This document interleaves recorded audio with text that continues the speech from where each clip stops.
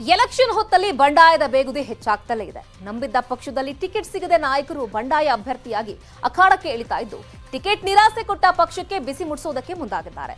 ಬಂಡಾಯ ಅಭ್ಯರ್ಥಿಗಳು ಇವತ್ತು ಯಾರ್ಯಾರೆಲ್ಲ ನಾಮಪತ್ರ ಸಲ್ಲಿಸಿದ್ದಾರೆ ಅಂತ ಬನ್ನಿ ನೋಡೋಣ.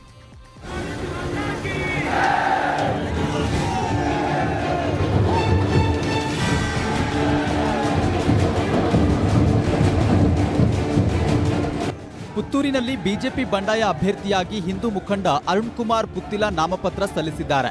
ಸಿದ್ಧಾಂತವನ್ನ ಬಿಟ್ಟು ಹೋದವರಿಗೆ ಒಳ್ಳೆಯ ಸಂದೇಶ ಕೊಡಲು ಪಕ್ಷೇತರನಾಗಿ ಚುನಾವಣೆ ಸ್ಪರ್ಧಿಸ್ತಾ ಇದ್ದೇನೆ ಅಂತ ಟಾಂಗ್ ಸಹ ಕೊಟ್ಟಿದ್ದಾರೆ. ಹಿಂದುತ್ವದ ಆಧಾರದಲ್ಲಿಯೇ ಈ ಬಾರಿಯ ಚುನಾವಣೆಯನ್ನ ಎದುರಿಸಬೇಕು. ಸಿದ್ಧಾಂತವನ್ನ ಬಿಟ್ಟು ಹೋಗತಕ್ಕಂಥ ಯಾರಿಗೂ ಕೂಡ ಈ ಚುನಾವಣೆಯಲ್ಲಿ ಗೆದ್ದು ಒಂದು ಒಳ್ಳೆಯ ಸಂದೇಶವನ್ನು ಕೊಟ್ಟು, ಸಿದ್ಧಾಂತವನ್ನು ಬಿಟ್ಟರೆ ಈ ಸಮಾಜದಲ್ಲಿ ಯಾರು ಪರಿಗಣನೆ ಮಾಡ್ತಿಲ್ಲ ಅನ್ನುವಂಥ ಸಂದೇಶವನ್ನು ಕೊಡಬೇಕು ಅಂತಕ್ಕಂಥ ಯೋಚನೆ ನಡುವೆ ಪಕ್ಷೇತರರಾಗಿ ನಾವು ಚುನಾವಣೆಯ ನಾಮಪತ್ರವನ್ನು ಸಲ್ಲಿಸಿದ್ದೀವಿ.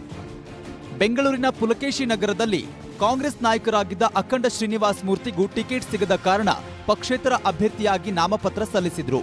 ಜೊತೆಗೆ ಕಾಂಗ್ರೆಸ್ ಮೇಲೂ ಸಿಟ್ಟು ಹೊರಹಾಕಿದ್ರು. ಎಲ್ಲ ಹಿರಿಯ ನಾಯಕರು ಸೇರಿ ನಮ್ಮ ಕೆಲವರು ಮೌಲಾನಾಗಳು ಅಕ್ಕಪಕ್ಕ ಕ್ಷೇತ್ರದಲ್ಲಿ ಹೇಳಿದ್ರು ಅಂತ ಹೇಳಿ ಅವ್ರ ಮಾತು ಕೇಳ್ತಾರೆ. ಕರ್ನಾಟಕ ರಾಜ್ಯದ ಹಿರಿಯ ಗುರುಗಳು, ಮುಸಲ್ಮಾನ್ ಗುರುಗಳು ಅವ್ರಿಗೆ ಅನ್ಯಾಯ ಆಗಿದೆ ಅಂತಾನೆ ಅವ್ರು ಹೇಳ್ತಾ ಇದ್ದಾರೆ. ಅಲ್ಲ, ಹಿರಿಯ ನಾಯಕರು ತಮಗೆ ಗೊತ್ತಾಗಿದೆ ಪಕ್ಷದಲ್ಲಿ ಯಾರು ಹಿರಿಯ ನಾಯಕರು ಅವ್ರು ತಪ್ಪಿಸಿದ್ದಾರೆ. CLP ಲೀಡರ್ ನಮ್ಮ ಜೊತೆಲಿದ್ದಾರೆ. ಯಾರೋ ಒಬ್ರು ನೀವೇ ತಿಳ್ಕೊಳ್ಳಿ. ದಾವಣಗೆರೆಯ ಮಾಯಕೊಂಡ ಪಕ್ಷೇತರ ಅಭ್ಯರ್ಥಿಯಾಗಿ ಸವಿತಾಬಾಯಿ ಭರ್ಜರಿ ರೋಡ್ ಶೋ ಮೂಲಕ ನಾಮಿನೇಷನ್ ಮಾಡಿದ್ರು. ನಂತರ ತಮ್ಮ ಫೋಟೋಗಳನ್ನ ಬಳಸಿಕೊಂಡು ಅಶ್ಲೀಲವಾಗಿ ಅಪಪ್ರಚಾರ ಮಾಡಲಾಗಿದೆ ಅಂತ ಭಾವುಕರಾದ್ರು.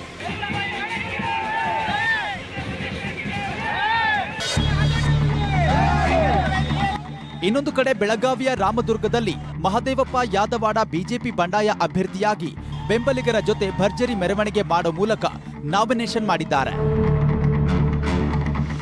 ಧಾರವಾಡ ಜಿಲ್ಲೆಯ ಕುಂದಗೋಳದಲ್ಲೂ ಬಿಜೆಪಿಗೆ ಗುಡ್ ಬೈ ಹೇಳಿರುವ SI ಚಿಕ್ಕನಗೌಡ್ರ ಪಕ್ಷೇತರ ಅಭ್ಯರ್ಥಿಯಾಗಿ ನಾಮಪತ್ರ ಸಲ್ಲಿಸಿದ್ದಾರೆ.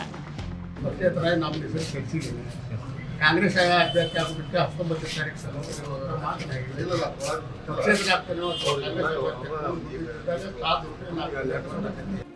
ದಾವಣಗೆರೆಯ ಚನ್ನಗಿರಿಯಲ್ಲೂ ಬಿಜೆಪಿ ಟಿಕೆಟ್ ಕೈತಪ್ಪಿದ ಹಿನ್ನೆಲೆ ಪಕ್ಷೇತರ ಅಭ್ಯರ್ಥಿಯಾಗಿ ಮಾಡಾಳು ಮಲ್ಲಿಕಾರ್ಜುನ್ ಸಾಂಕೇತಿಕವಾಗಿ ನಾಮಪತ್ರ ಸಲ್ಲಿಸಿದ್ದಾರೆ.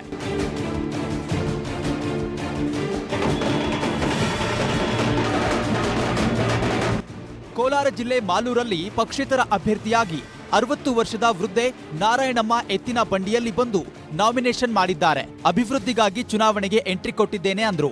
ಒಟ್ನಲ್ಲಿ ನಾಮಿನೇಷನ್ಗೆ ಇನ್ನು 3 ದಿನ ಟೈಮ್ ಇದೆ. ಇನ್ನೆಷ್ಟು ಮಂದಿ ಬಂಡಾಯ ಅಭ್ಯರ್ಥಿಯಾಗಿ ಕಣಕ್ಕಿಳಿತಾರೋ ಅಂತ ಕಾದ್ ನೋಡಬೇಕಾಗಿದೆ. Bureau report, news 18.